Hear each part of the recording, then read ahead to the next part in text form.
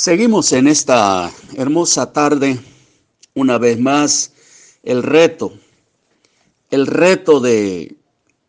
sobre este tema interesante que tiene que ver con la ética ministerial.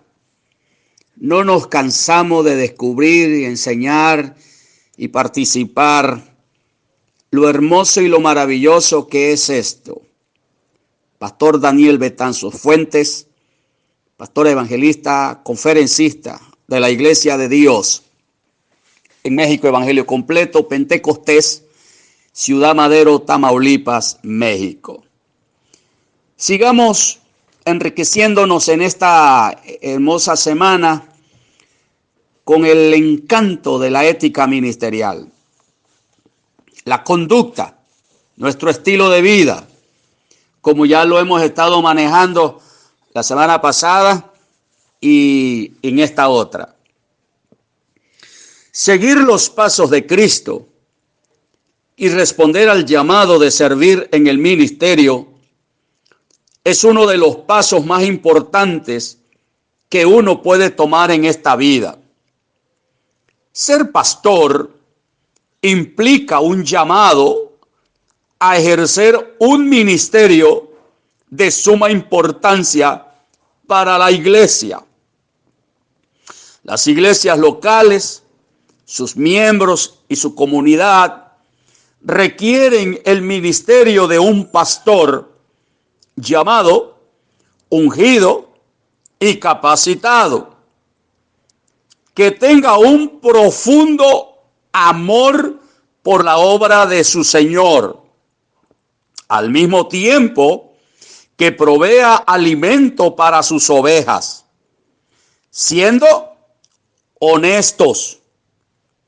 El ministerio pastoral no es fácil, pero al mismo tiempo implica recibir recompensas, tanto inmediatas como eternas. Sin embargo, hay algo que se ha ignorado en la oficina pastoral, en iglesias locales, inclusive en denominaciones. La exhortación a Timoteo, un ministro joven, es la siguiente. Se dice, y es verdad, que si alguno desea ser obispo, a noble función aspira. Así que el obispo debe de ser intachable, esposo de una sola mujer, moderado, sensato, respetable, hospitalario, capaz de enseñar. No debe de ser borracho, ni pendenciero, ni amigo del dinero, sino amable y apacible. Debe gobernar bien su casa y hacer que sus hijos le obedezcan con el debido respeto. Porque el que no sabe gobernar su propia familia, ¿cómo podrá cuidar de la iglesia de Dios? No debe de ser un recién convertido, no sea que se vuelva presuntuoso y caiga en la misma condenación en que cayó el diablo. Se requiere además que hable bien de él los que no pertenecen a la iglesia, para que no caiga en descrédito y en la trampa del diablo. Primera de Timoteo, capítulo 3, del 1 al 7, en su versión, la Nueva Versión Internacional.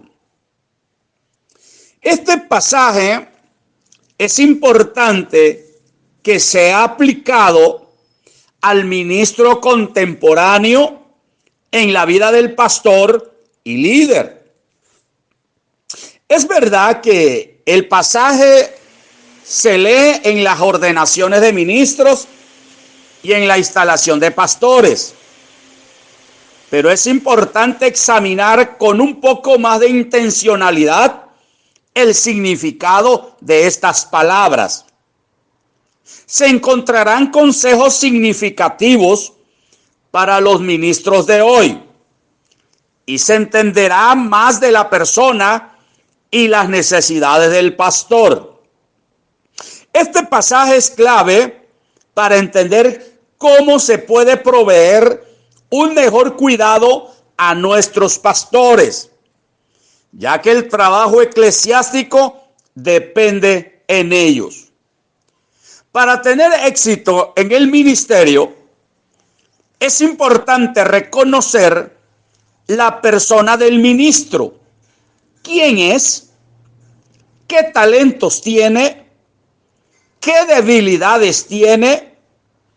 ¿Tiene familia? ¿Cuáles son sus responsabilidades dentro de su propia familia? ¿Cuáles son sus responsabilidades dentro de la iglesia? ¿Qué debe hacer la iglesia para cuidar a su pastor? Ahora, fíjense ustedes, amados pastores, que de alguna manera no nos estamos saliendo del enfoque que tiene que ver con la ética ministerial.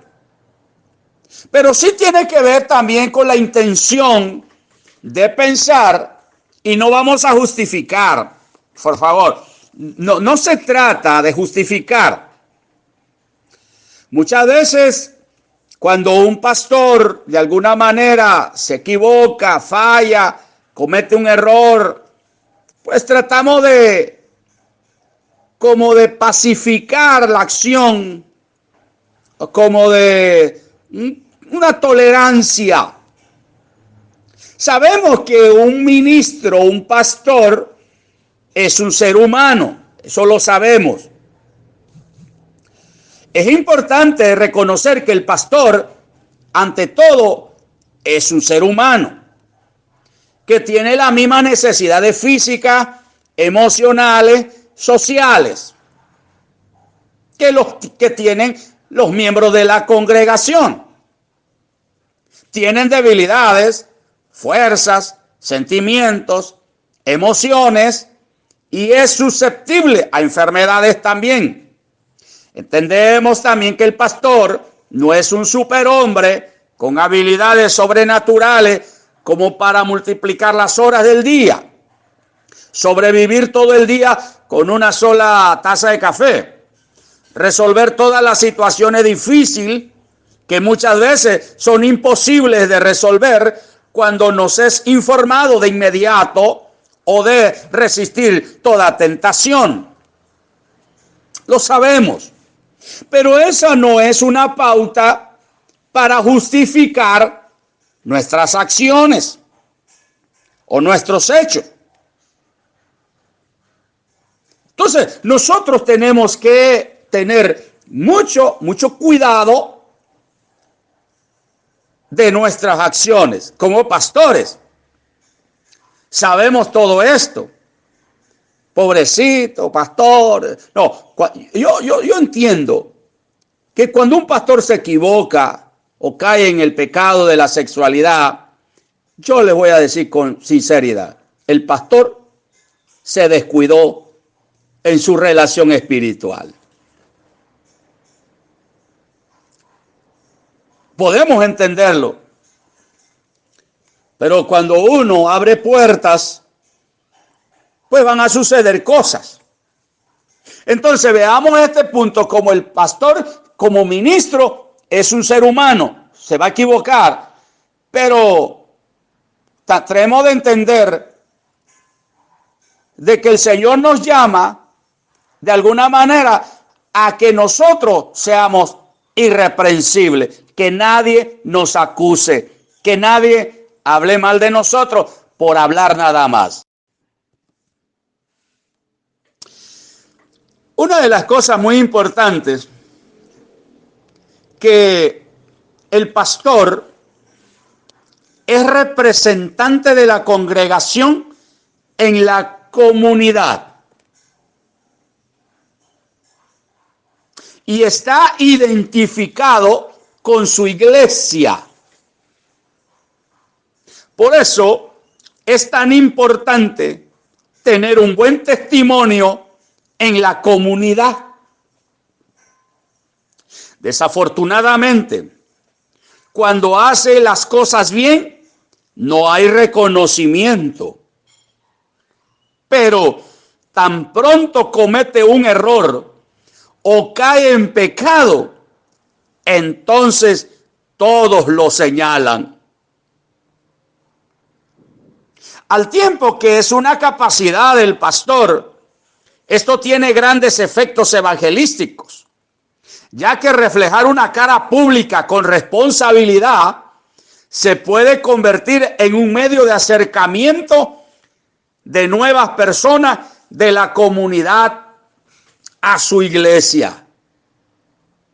El pastor no debe convertirse en una persona de sus ovejas, aprovechándose de ellas, ni de las finanzas y los recursos de la iglesia.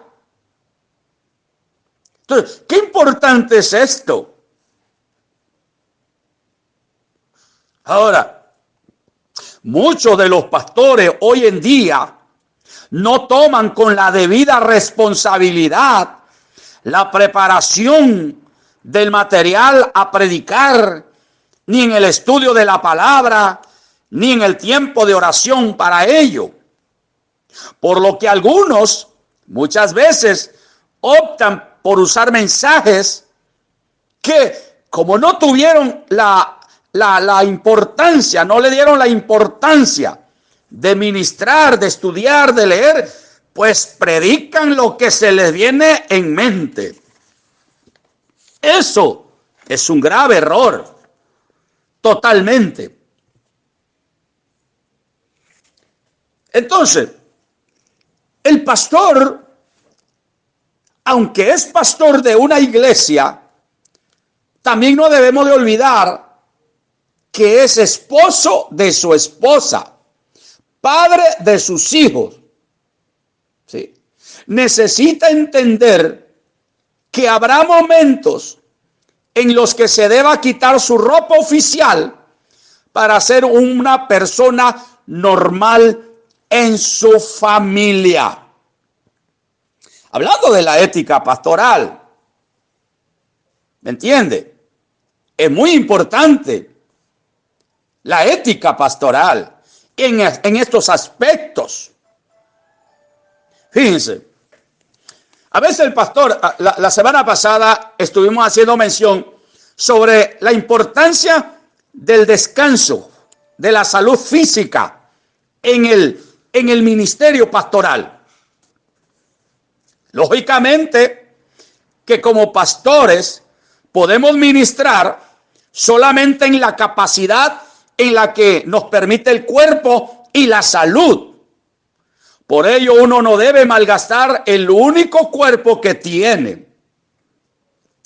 En los últimos años ha habido un incremento de pastores que han sufrido infartos causados por el mal manejo del estrés del ministerio. Es de vital importancia que se tomen las medidas necesarias para cuidar la salud física del pastor y su familia. Claro, hacer ejercicio, tener una dieta balanceada, revisiones médicas periódicas, tener descanso de calidad. El cuidado de la salud física es parte importante de la mayordomía que el Señor nos ha encomendado como creación de Él. Como somos la cara pública de la congregación y la persona que muchos tienen sobre un pedestal, el pastor debe de vivir una vida que refleja a Cristo al mundo. Un pastor debe cuidar su testimonio, evitando especialmente las situaciones donde se encuentre solo con una mujer, prescindiendo de aconsejar a personas en situaciones donde no tiene experiencia, existiendo riesgo de caer en pecado, evitando cuestiones del manejo de las finanzas de la iglesia. La vida de un pastor ya no le pertenece a él mismo, pues se convierte en una figura pública. Al mismo tiempo, se vuelve una referencia para una comunidad, por lo que la vida del pastor ahora es comunitaria y le pertenece a todos. De ahí que deba mantener un buen limpio testimonio como siervo y representante de Cristo. Siguiendo con esta temática sobre la ética ministerial, podemos nosotros entender al ir al paso a paso sobre el llamado de Dios al ministerio, al pastorado. Es importante que como pastores nosotros entendamos, fíjense, desafortunadamente existen casos donde pastores se han dedicado a salvar al mundo entero, pero han perdido a sus propios hijos. Estos casos no están restringidos a pastores de iglesias pequeñas. Sucede en iglesias medianas, megas iglesias, instituciones educacionales y las diferentes organizaciones denominacionales o eclesiásticas. Se han visto casos donde hijos de pastores o ministros llegan a ser adolescentes y adultos con un intenso resentimiento para la iglesia donde han servido sus padres y en ocasiones al Dios que sirven. En el intento de salvar al mundo a cualquier costo, se han olvidado lo más importante: la familia del pastor. El resultado de eso ha sido una desintegración en las relaciones personales del pastor con su familia. Hijos de ministros que no han tenido éxito en su educación, presentando rebeldía, siendo infieles en sus matrimonios, optando por el divorcio.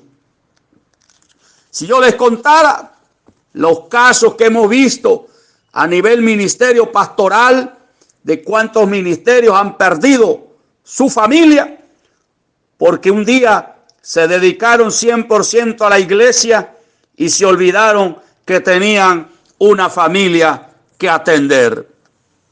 Somos responsables de la iglesia, sí, pero no olvidemos que también tenemos una linda familia a quien atender. Como estamos en este tema de la ética ministerial, es muy profundo el punto de la ética, la conducta, el testimonio. El pastor también debe de entender que muchas veces uno se enfrenta al estrés y al agotamiento. El pastor debe comprender que hay dos tipos de estrés: uno bueno y otro malo. ¿Por qué no analizamos el estrés bueno?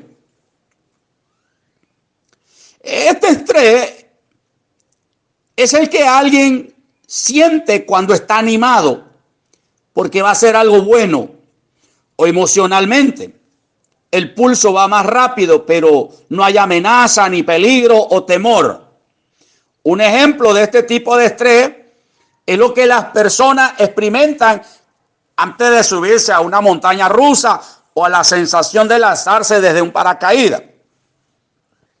El cuerpo, lógicamente, tiene, vamos a decir, dos glándulas suprarrenales que secretan el cortisol y la adrenalina, las hormonas, como le llaman, que son muy importantes para regular el estrés. Pero es importante reconocer que demasiado o no suficiente presencia de estas hormonas pueden causar daño al cuerpo. Por ejemplo, aumentar de peso, colesterol alto, la fatiga, dolores de cabeza, la depresión, desequilibrio hormonal. Ahora, veamos el estrés malo, que es lo que más se vive hoy en día en el ministerio pastoral. Estoy hablándole a pastores, lógicamente. No porque seamos espirituales, no entramos en situaciones como el estrés, pero el estrés malo también. En el estrés malo se aprecian las angustias. A veces hay cosas que suceden en las iglesias y aún en la vida del pastor que lo hacen sentirse desesperado al grado que no tiene control de lo que está sucediendo. El tener que tratar con los problemas y situaciones difíciles en la vida de otros puede dejarlo lleno de angustia o desesperación. Eso con respecto al estrés malo, la angustia. Otro tipo de estrés malo es no manejar bien los conflictos. La mayoría de los pastores no manejamos bien el conflicto. Muchos de ellos prefieren ignorarlo, esperando que vaya a desaparecer por sí solo, o lo espiritualizamos todo. Pero esto es contraproducente, ya que la mayoría de los casos la situación empeora al ignorar el conflicto. Otro de los estrés, hablando del estrés malo, dijimos que la angustia, no manejar bien los conflictos, la finanza también es otro problema. Los pastores experimentan el estrés cuando no hay suficiente dinero en la iglesia para pagar las deudas, mantenimiento, luz, agua, teléfono y algunos hasta su propio salario. A veces heredan las deudas de administraciones previas y tienen que encontrar la manera de ayudar a la iglesia a salir de grandes compromisos. Especialmente en el caso de no contar con suficiente dinero para su salario. El pastor observa a su familia mientras se da cuenta que no puede proveer todas las cosas que necesitan, haciendo que ellos dependan de la generosidad de algunos miembros de la iglesia o de otras organizaciones. Entonces, hermanos, estamos hablando de esta situación como parte de la ética ministerial que nos puede servir. Cuando hablamos del estrés malo, estamos hablando de la angustia, estamos hablando de no manejar bien los conflictos, estamos hablando de la finanza y ¿por qué no? Meterle un punto más ahí, hablando de las adicciones. Los ministros que no tienen una manera saludable de manejar el estrés en su vida tienden a involucrarse en cosas peligrosas y relaciones ilícitas. Hoy en día hay muchos pastores con problemas de pornografía, con los efectos que esto conlleva. Por otro lado, existe un grave y notable problema de obesidad en los pastores y ministros. Aleluya. Es la realidad. Desarrollando problemas cardiovasculares, menguando seriamente la esperanza de la vida. No vamos a tapar el sol con un dedo. Somos muy indisciplinados, pastores. Muy indisciplinados. Pero por algo se empieza, ¿no?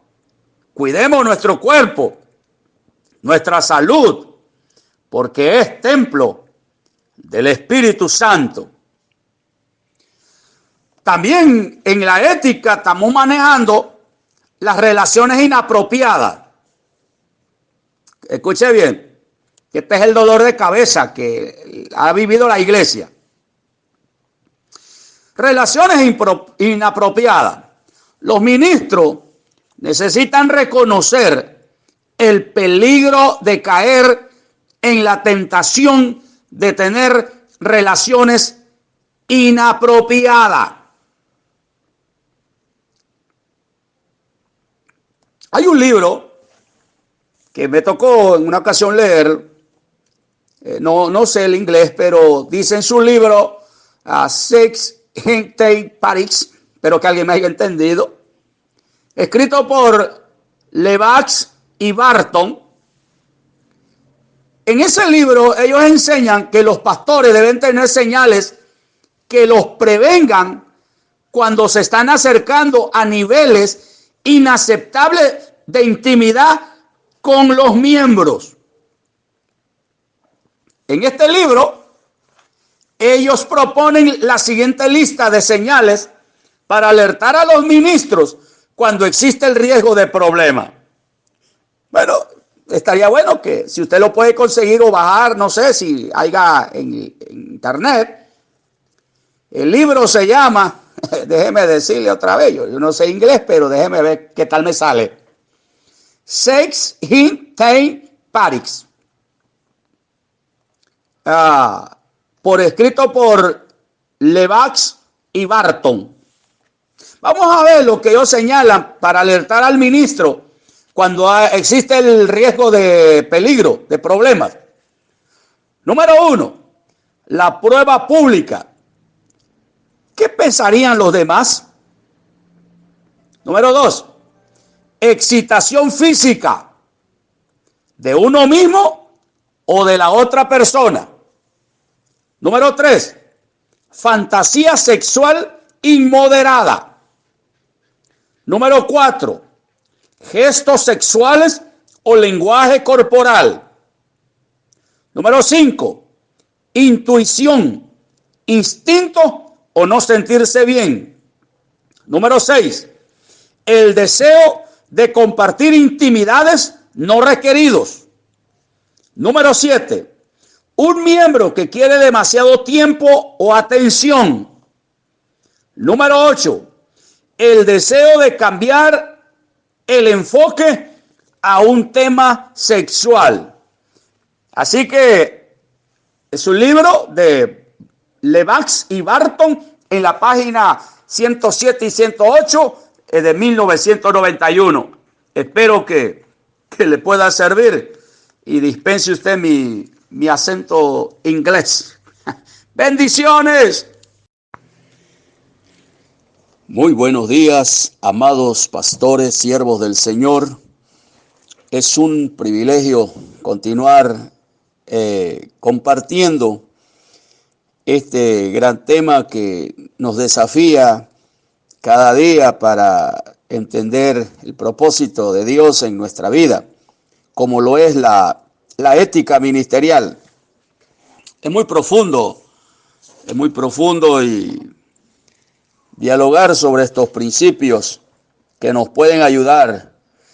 Daniel Betanzo Fuentes, pastor, conferencista, evangelista de la Iglesia de Dios en México, Evangelio Completo, Ciudad Madero, Tamaulipas, Iglesia Pentecostal.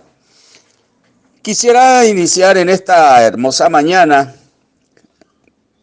compartiendo algunos aspectos importantes. Por ejemplo, hablando de la ética ministerial. Puede haber corrupción en el ministerio. Lo dejo al diálogo. ¿Creen ustedes que puede haber corrupción en el ministerio? ¿Qué piensa usted? Dialoguemos. Meditemos en esto. Entonces, cuando hablamos de que si puede haber corrupción en el ministerio, desafortunadamente, la respuesta, sin dudarlo, es afirmativa.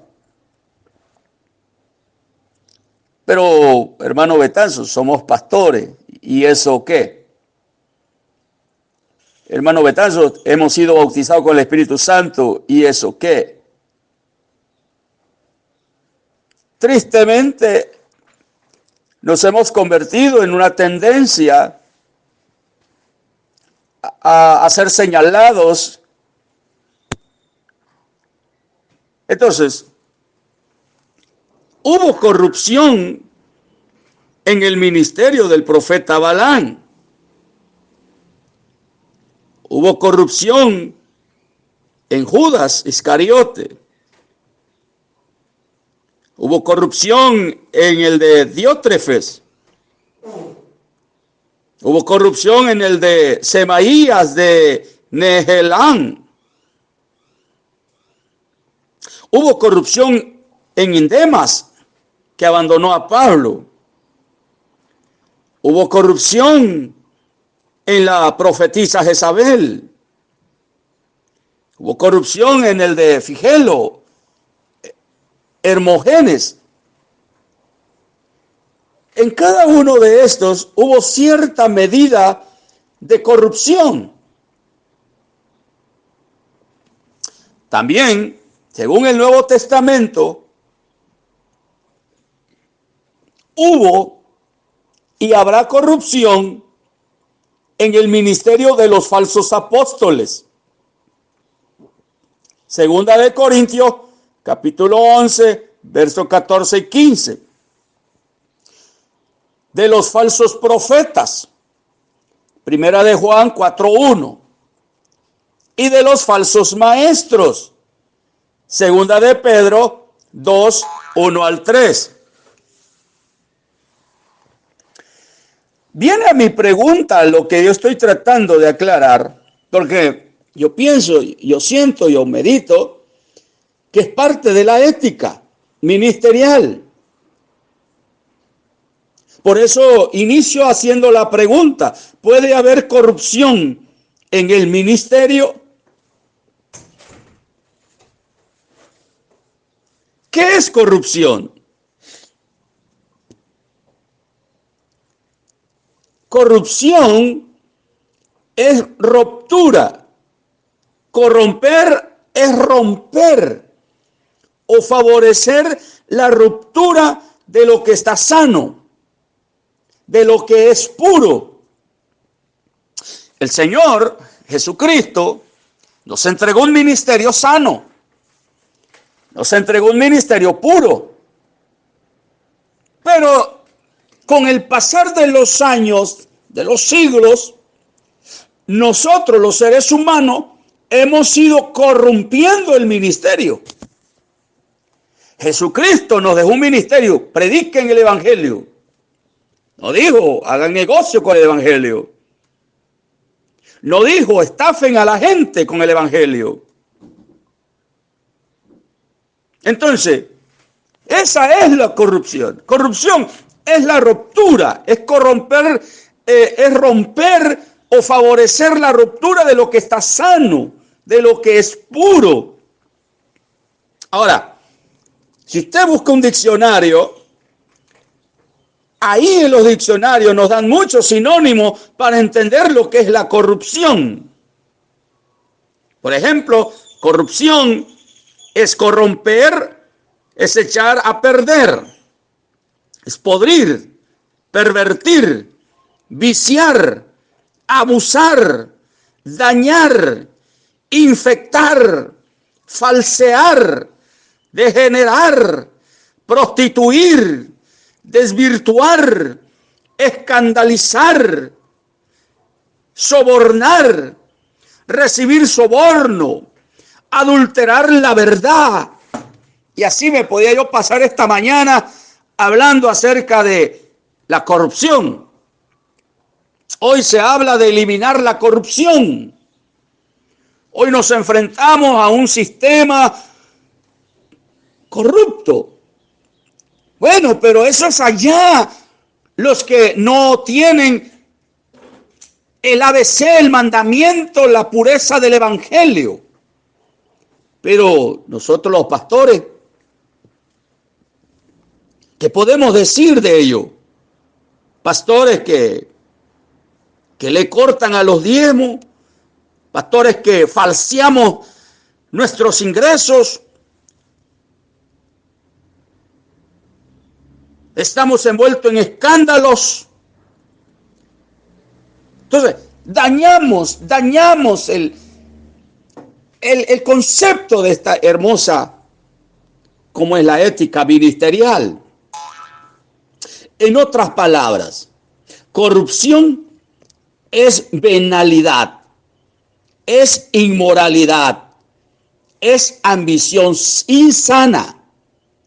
Es para el ministro cristiano una gravísima enfermedad espiritual de penosas consecuencias, como ocurre con ciertas dolencias físicas.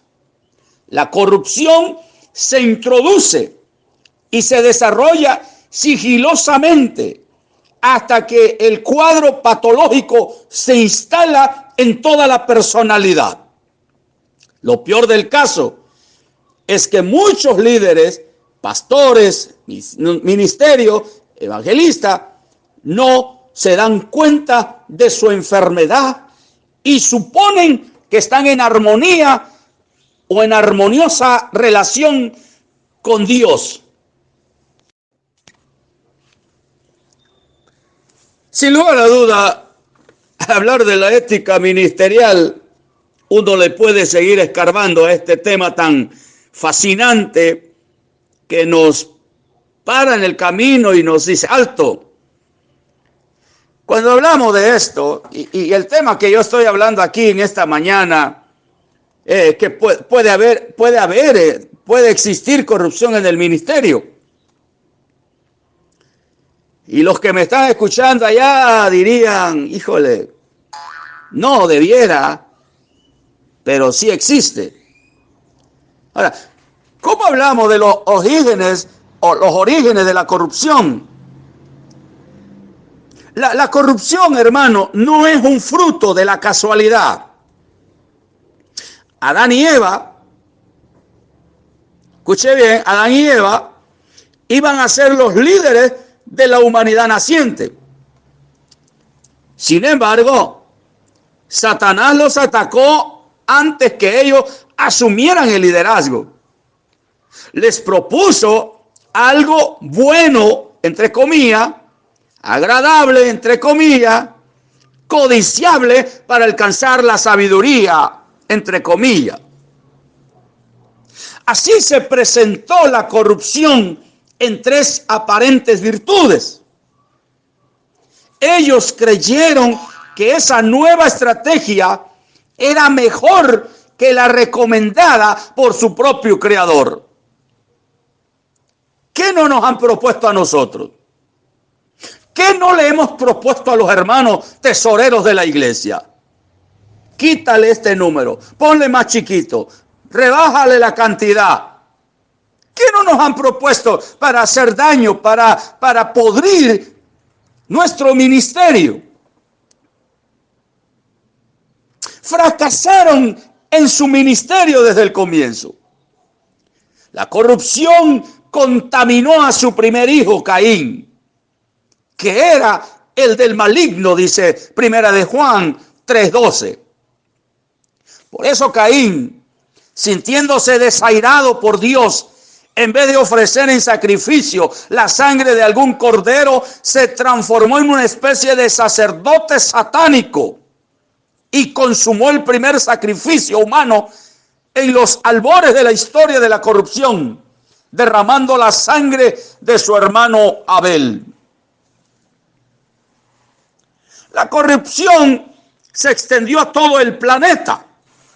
Pasaron los siglos y la maldad de los hombres era mucho sobre la tierra, y todo designio de los pensamientos del corazón de ellos era de continuo solamente para hacer el mal. Y dice el verso 11 y 12 de Génesis 6, y miró Dios la tierra, y aquí que estaba corrompida, porque toda carne había corrompido su camino sobre la tierra. A pesar del diluvio, la corrupción se encarnó en los descendientes de Noé. surgió un nuevo líder, Nimrod, el primer poderoso en la tierra. Pero el comienzo de su reino fue Babel, es decir, Babilonia, y después edificó Nínive y otras ciudades. Lamentablemente, las ideas de Nimrod eran paganas. Quiso construir una ciudad y una torre cuya cúspide llegara al cielo.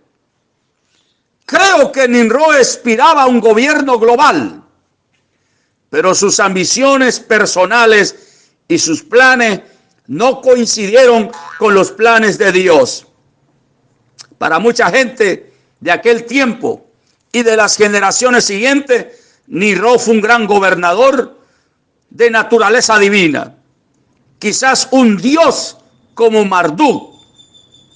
La corrupción tiene 1000 rostros y lo vamos a ver conforme pase este hermoso tema que tiene que ver con la ética ministerial, pero enfocándolo a este punto que me pareció interesante. Yo no sé usted, ¿puede haber corrupción en el ministerio?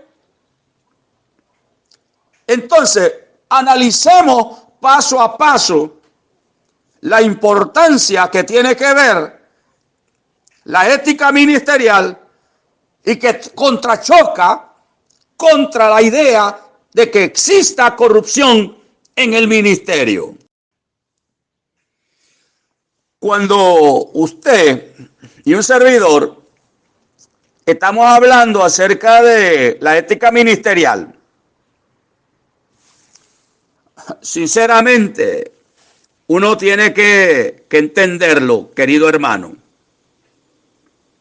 Daniel Betanzo Fuente, pastor, evangelista, conferencista, Iglesia de Dios, Evangelio Completo, Pentecostés, Ciudad Madero, Tamaulipas. Y para mí es un placer, es un gozo poder transmitir un poco de lo mucho que Dios me ha enseñado. Todavía sigo aprendiendo. En algunas ocasiones quizás todavía me sigo equivocando. Pero he tratado de aprender de la palabra de Dios y así poderlo transmitir a una generación. Así que sigamos adelante con la pregunta: ¿puede haber corrupción en el ministerio? Muy bien. Ahora vamos a ver los síntomas de la corrupción en el liderazgo. Acuérdense que estamos hablando de la ética pastoral. Y esto a mí me parece fundamental, convertirlo en la ética pastoral. ¿Cuáles son los síntomas de la corrupción en el liderazgo, el pastorado? La lista de síntomas no es exhaustiva. En algunas enfermedades físicas, los síntomas siguen un orden más o menos conocido. No obstante, en el doloroso caso de la corrupción dentro del ministerio, los síntomas pueden presentarse en cualquier orden e incluso pueden observarse varios simultáneamente o surgen repentinamente, aunque en líderes de supuesta conducta intachable también. Primero, juzgar precipitadamente a otros ministros y atribuirles actitudes propias de la corrupción.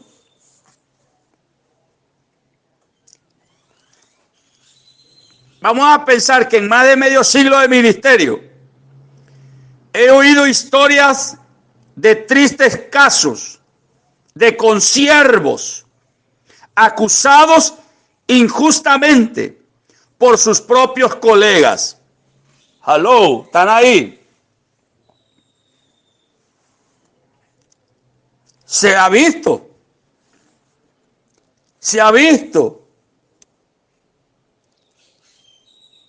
de ministros, de pastores, que son los que debemos de apoyarnos, de ayudarnos. siendo acusado injustamente por sus propios colegas. A veces el juzgar precipitadamente lo hacemos para sacar provecho de una posición de liderazgo, de un nombramiento de liderazgo. La inmadurez, la envidia, la ambición personal o la negligencia en investigar, la denuncia, han causado toda clase de tragedias hogareñas y eclesiásticas. Tal es el caso de líder Diótrefes. ¿Qué hacía Diótrefes? Dice la Biblia, ahí en Tercera de Juan, versos 9 y 10, dice que parloteaba palabras malignas contra el apóstol Juan. ¿Cuántos Diótrefes hay en el ministerio?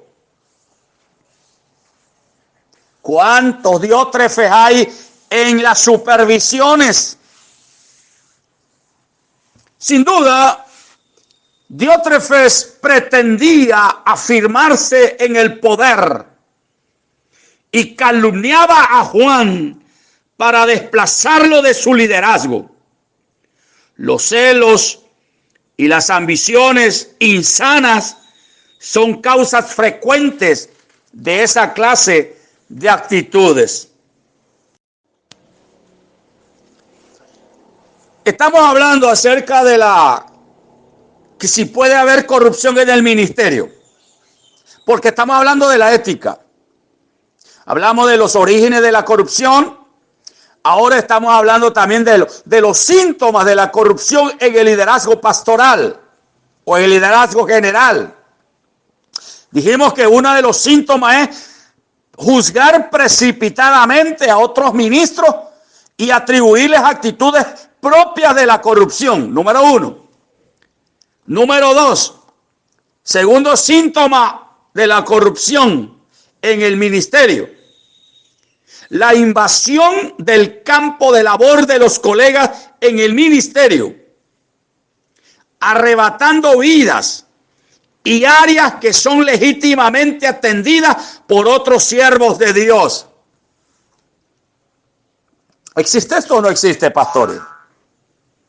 ¿Existe o no existe? Claro que existe. Pastores que se meten a otro corral. Pastores que van a visitar a otra oveja de otra iglesia y van con una cara de lástima y diciendo: es que me ha ido mal, no tengo dinero, no tengo finanzas, ¿me pudiera ayudar, por favor? ¿Qué le pasa, siervo? Eso no es correcto. Eso no es ético. Hoy vivimos de eso. Hay hermanos que piden los diezmos a otros hermanos que ni siquiera son de su iglesia y están lastimando esa amistad de compañerismo. A veces hay hermanos que están enojados con el pastor y no le diezman a él y lo...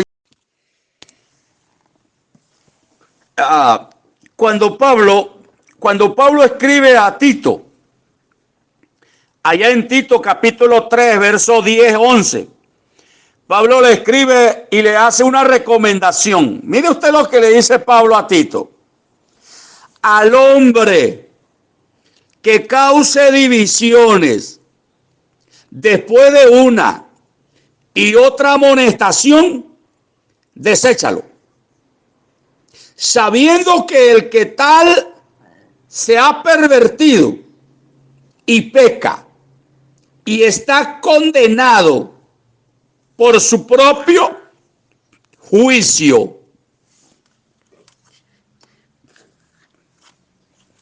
Entonces, el segundo síntoma de la corrupción en el liderazgo, yo lo veo de esta manera, es la invasión del campo de labor de los colegas en el ministerio, arrebatando vidas y áreas que son legítimamente atendidas por otros siervos de Dios. Vamos a poner nuestra rayita, como se decía colegialmente allá en los 60.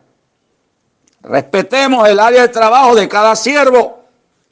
Claro, si él no quiere meterse allá a predicar donde no hay gente convertida, adelante, pero no se meta donde hay una familia que asiste a otra iglesia evangélica. Ok. Tercer síntoma de la corrupción en el liderazgo ministerial. Y este sí está tremendo. El amor al dinero. Estamos hablando de la ética ministerial. Y es parte esencial de lo que estamos diciendo. Esto que estoy diciendo, porque al principio hice la pregunta, ¿puede haber corrupción en el ministerio? Ya dijimos los orígenes de la corrupción, ya lo estuvimos mencionando. Ahora estamos hablando acerca de los síntomas de la corrupción en el liderazgo pastoral. Y este es número 3. Síntoma número 3, el amor al dinero. Ahora, el dinero no es malo. Todos necesitamos del dinero. Hace falta las finanzas. No solamente para el ministerio, sino para nuestra familia. Cuando hay escasez de finanzas, nuestra familia sufre. Nuestros hijos sufren.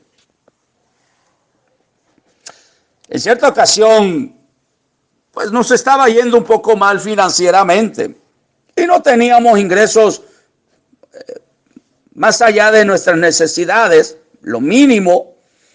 Y un día mi hijo abrió su corazón y un poco sentido dijo que por qué me hice pastor.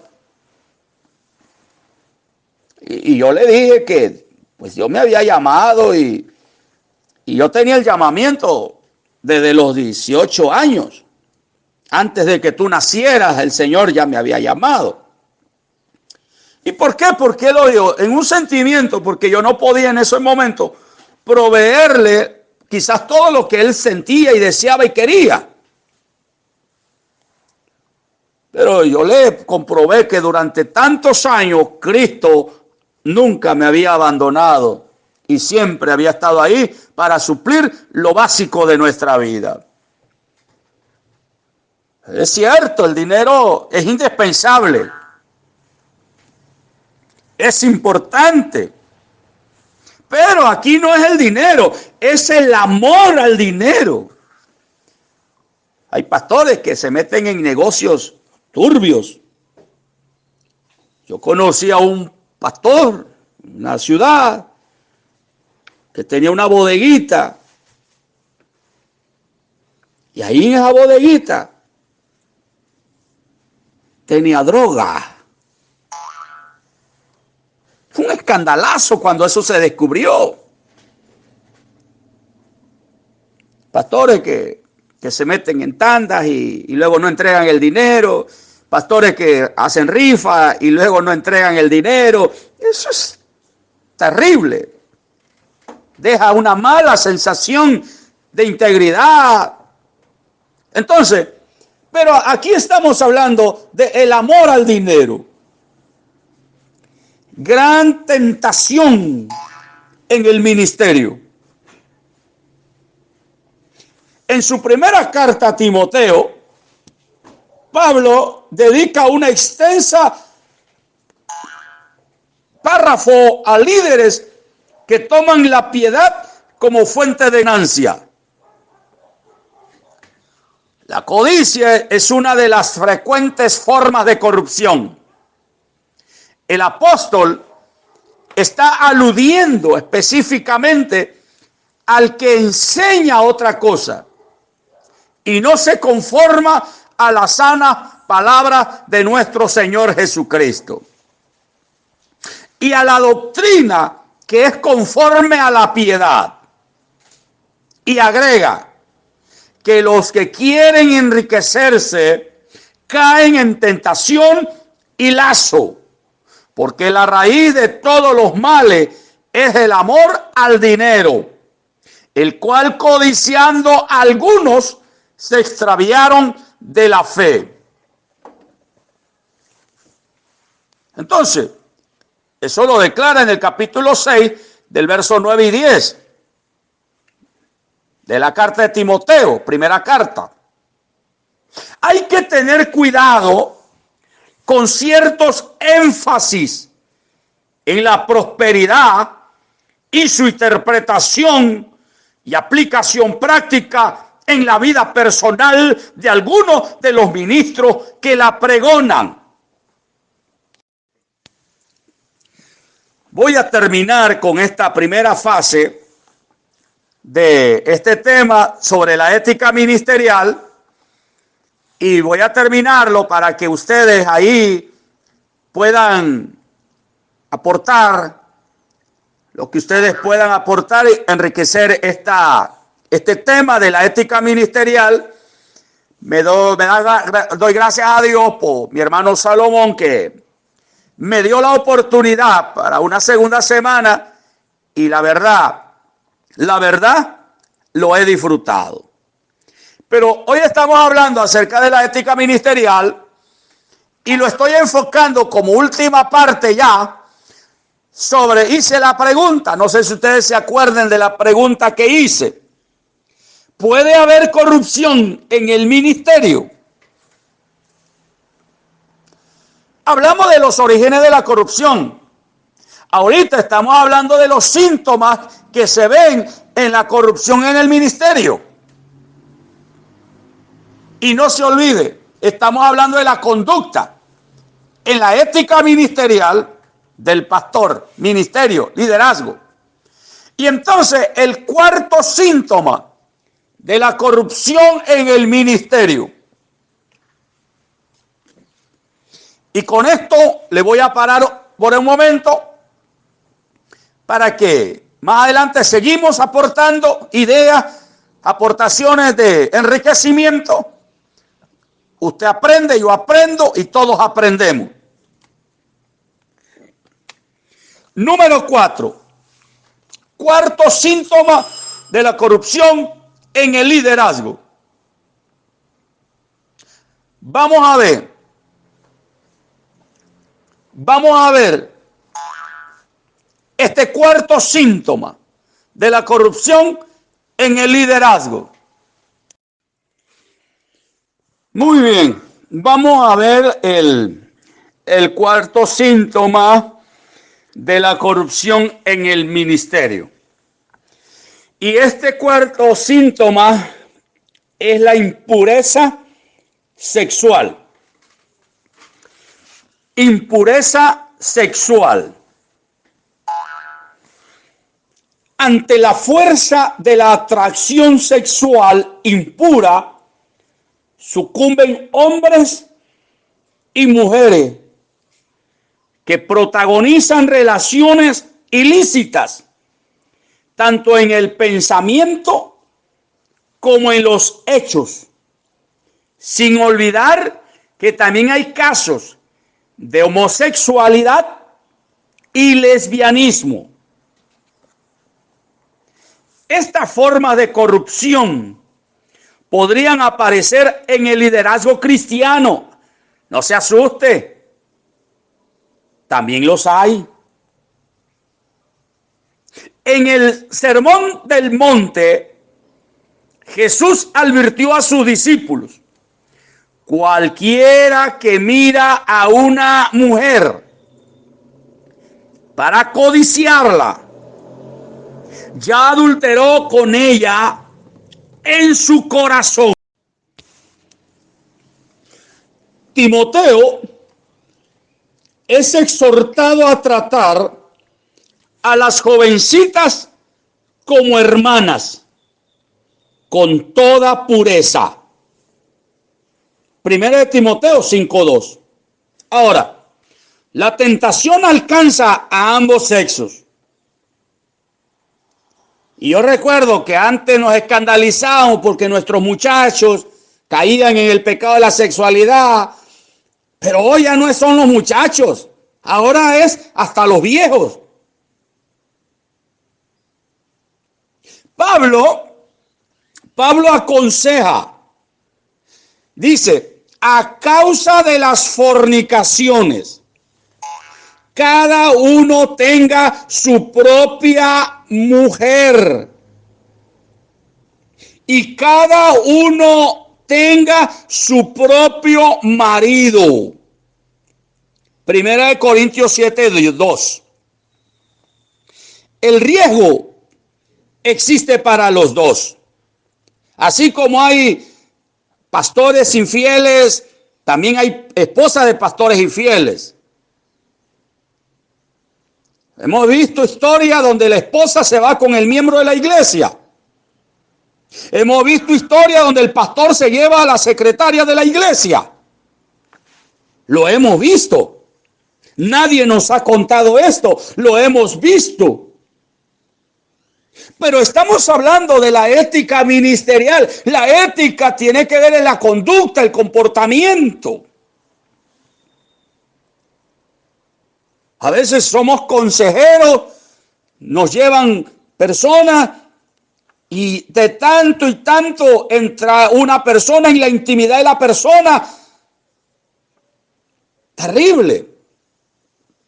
Ahora, el riesgo es para los dos.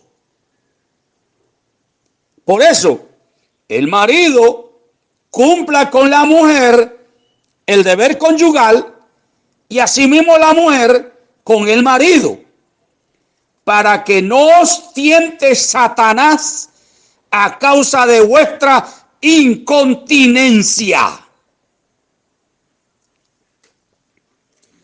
Queridos hermanos, ha sido un placer esta primera parte, el haberte compartido este tema que a mí me pareció interesante. Yo no sé a usted, pero a mí en lo personal mete la llaguita por ahí y nos hace entender y nos hace comprender que en la ética ministerial, la pregunta, ¿se acuerda de la pregunta? ¿Puede haber corrupción en el ministerio? Ética ministerial. Es un placer. Su hermano y amigo, Daniel Betanzo Fuente, pastor, evangelista, conferencista de la Iglesia de Dios, Evangelio Completo, Pentecostés, Ciudad Madero, Tamaulipas. Fue un placer. Nos vemos más adelante. Venga las aportaciones, el enriquecimiento de este maravilloso mundo de la ética ministerial. Que el Señor me los bendiga grande y poderosamente. Muy buenos días, amados consiervos de la viña del Señor. Estoy en mi última etapa, quizás el último día, compartiendo esta gran aventura que hemos tenido acerca de la ética ministerial. No es nada nuevo de lo que he estado diciendo. Realmente es algo que está establecido, que tenemos la Biblia como la regla de fe, pero que no está por demás recordarnos lo que tiene que ver con la conducta, el comportamiento, acerca de la ética ministerial.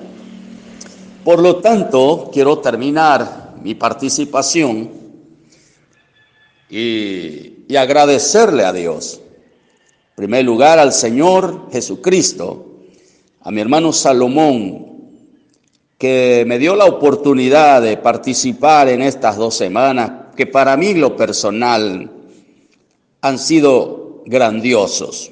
Los he disfrutado porque he podido compartir parte de nuestra experiencia ministerial durante estos 35 años de servicio al Rey de Reyes, y Señor de señores.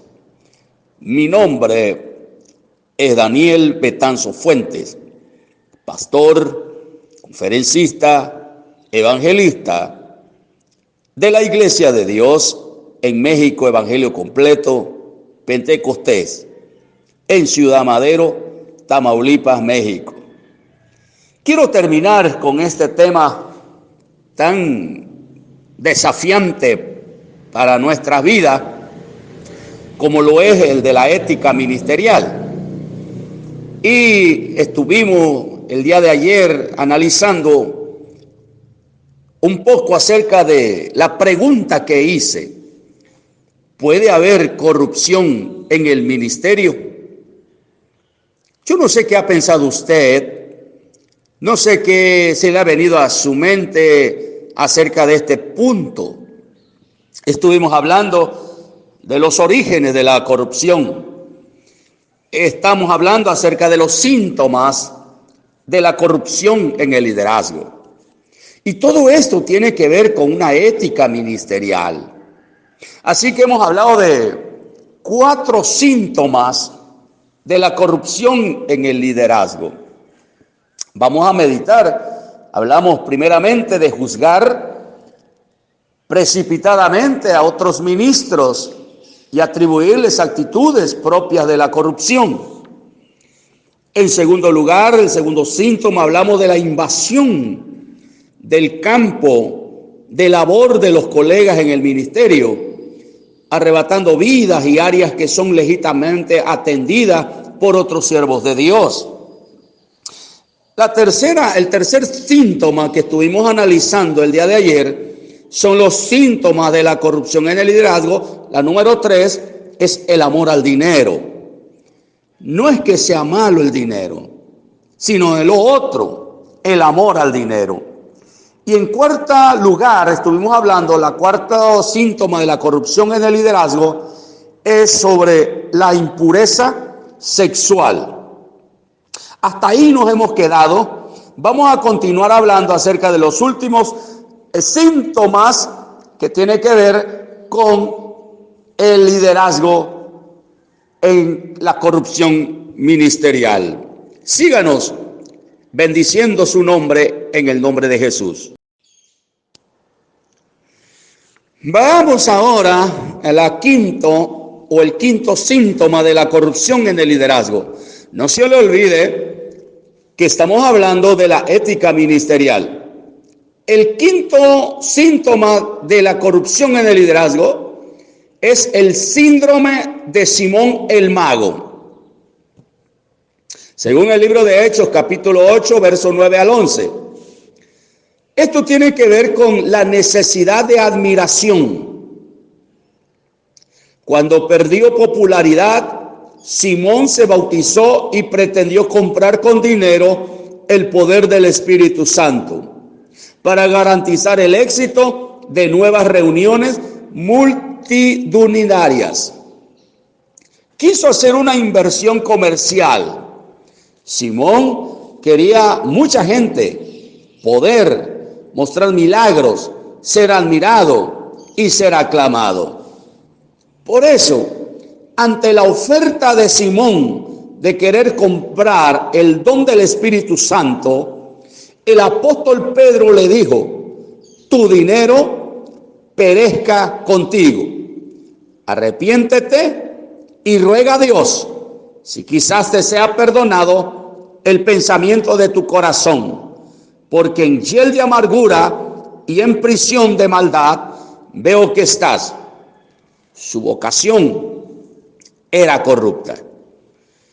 ¿Cuántas veces quizás nosotros nos podamos equivocar y pensar que adentro del ministerio vamos a hacer lana, vamos a hacer dinero, vamos a ser ricos, y vemos el ministerio como una mina de oro?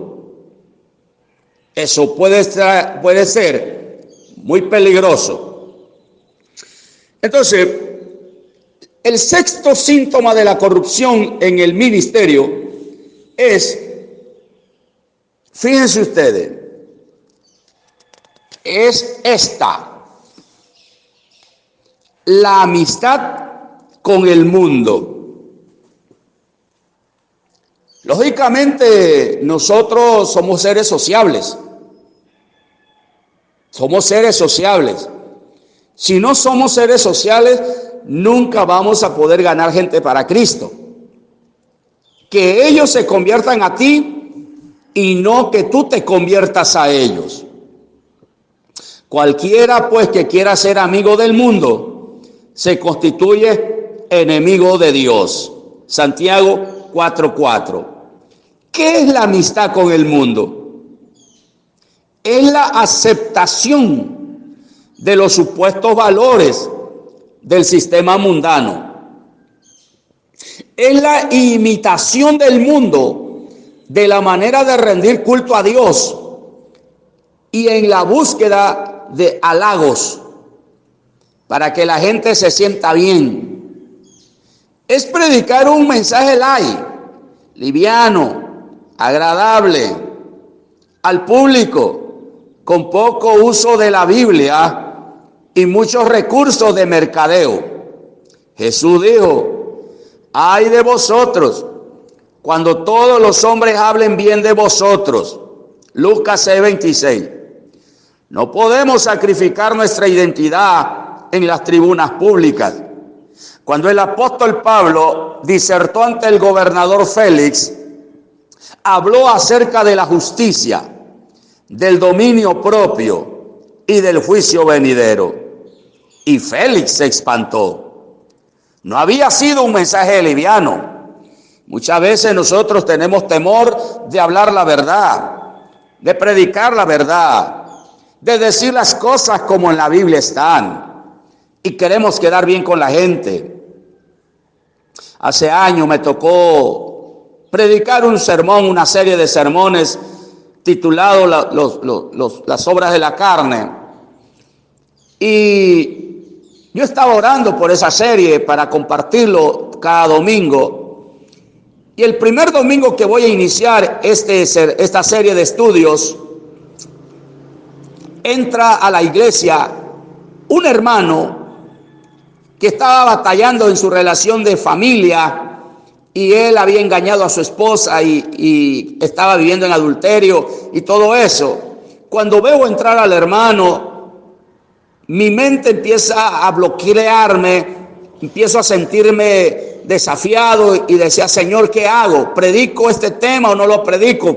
El hermano ahí viene, él no ha venido a la iglesia, tiene más de un mes, 2 meses que no viene, Señor, y voy a iniciar esta serie.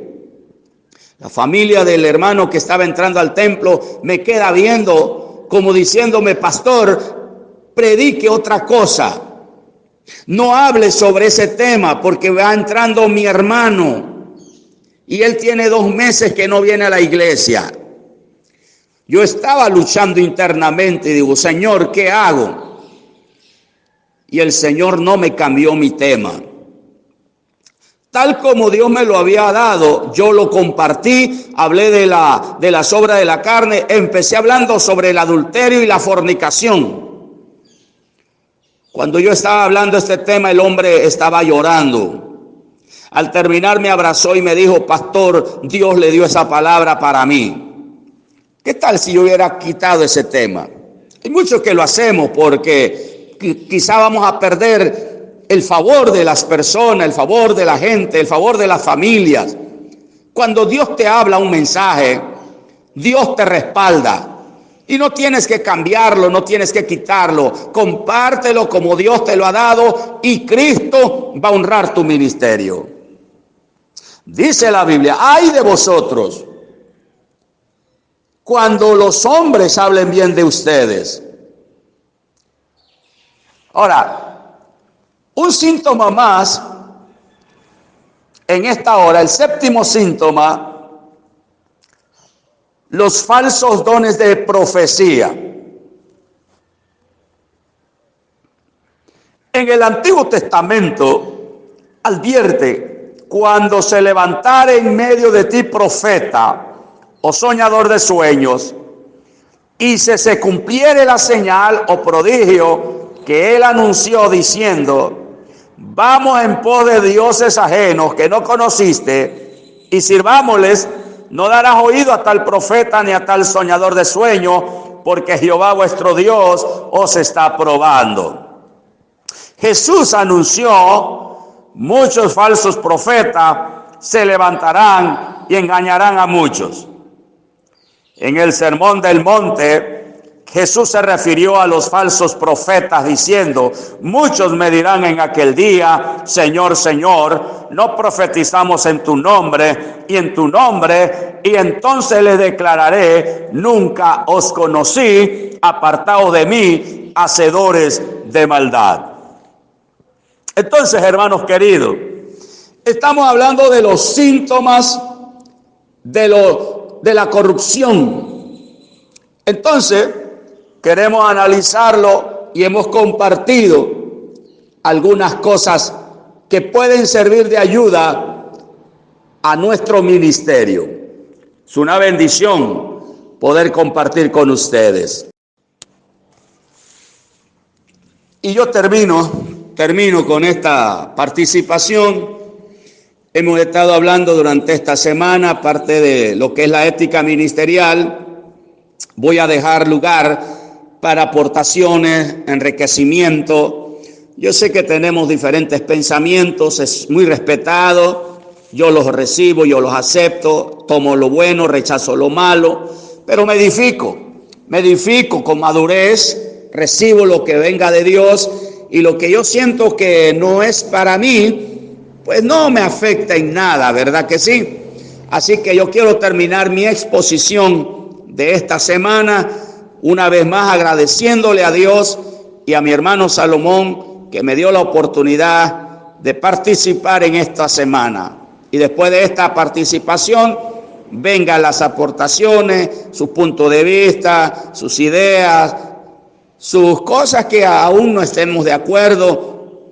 Lo que importa es que estemos unidos en Cristo. La corrupción en el ministerio se desarrolla como una grave enfermedad sin anunciarse. La corrupción en el ministerio tiene sus orígenes en la caída de los primeros líderes de la humanidad. Adán y Eva contaminaron el resto de la humanidad. La corrupción en el ministerio tiene síntomas específicos. El autor describe las 10 o los síntomas que algunos hemos estado mencionando. Así que la corrupción en el ministerio puede ser evitada y combatida por vacunas que la Biblia provee. Y entonces fue un placer. Déjeme terminar en un momento más otros puntos de preguntas. Un abrazo, amados pastores y siervos. Bendiciones. Haciendo el estudio de lo que hemos estado hablando acerca de la ética ministerial, querido pastor, querido amigo, querido hermano, viene a mi mente una segunda pregunta. ¿Debe estar la familia y la iglesia al mismo nivel para el pastor? Queda en su mente, en su consideración, y yo pienso en mi propia respuesta personal, que hay veces tenemos que decir, aprender a decir, lo lamento, pero hoy es tiempo para mi familia. Y quizás algunos digan también, mi familia tendrá que entender, pero hoy debo atender asuntos de la iglesia. Es una cuestión de equilibrio, dependiendo de las circunstancias. Pero tenemos que aprender que primero está Dios, después está mi familia y en tercer lugar está la iglesia. Y tenemos que aprender a decirle a la gente, hoy lamento decirle que ya hice mi agenda para estar con mi familia. A mí me pasó en muchos años pastoreando, tuve que comer como un soldado, educarme como comen los soldados, parados y rapidito, por muchos años, porque estábamos en la mesa y mi esposa hacía la comida calientita. Y apenas estaba yo probando el primer taco de comida cuando llegaba. El pastor dice mi mamá que vaya a orar porque mi hermanito, mi papá se me enfermaron. Mucho tiempo pasó eso. Entonces empecé a comer rápido antes de que se me enfriara porque no sabía qué me esperaba. Pero uno tiene que aprender, pastor, a darle tiempo a su familia. Su mejor iglesia es tu familia. Así que bendiciones, seguimos, son momentos hermosos que pasamos hablando sobre la ética ministerial. Es muy profundo en la ética ministerial, pastores. Sin lugar a duda que le va a traer desafíos, va a traer confrontaciones. Algunos estaremos de acuerdo, otros no, pero al final de cuentas lo que uno tiene que hacer es, estamos agradando al Señor con lo que estamos haciendo. Nuestra conducta, nuestro estilo de vida, el orden de vida que llevamos. Hay pastores que en el altar, en el púlpito son ángeles, pero en la casa son demonios. Se comportan de una manera desconocidas. Hay pastores que en la iglesia abrazan a todos los niños, besan a todos los niños de la iglesia, les dan hasta una moneda a los niños de la iglesia, pero a sus hijos no los aprecian iguales. Conocí la historia de un niño que no se quería ir al templo. Dice, vámonos ya. No, ¿por qué no te quieres ir? Es que yo quiero que estar aquí con mi papá, porque aquí mi papá en la iglesia es una persona y en la casa es otro.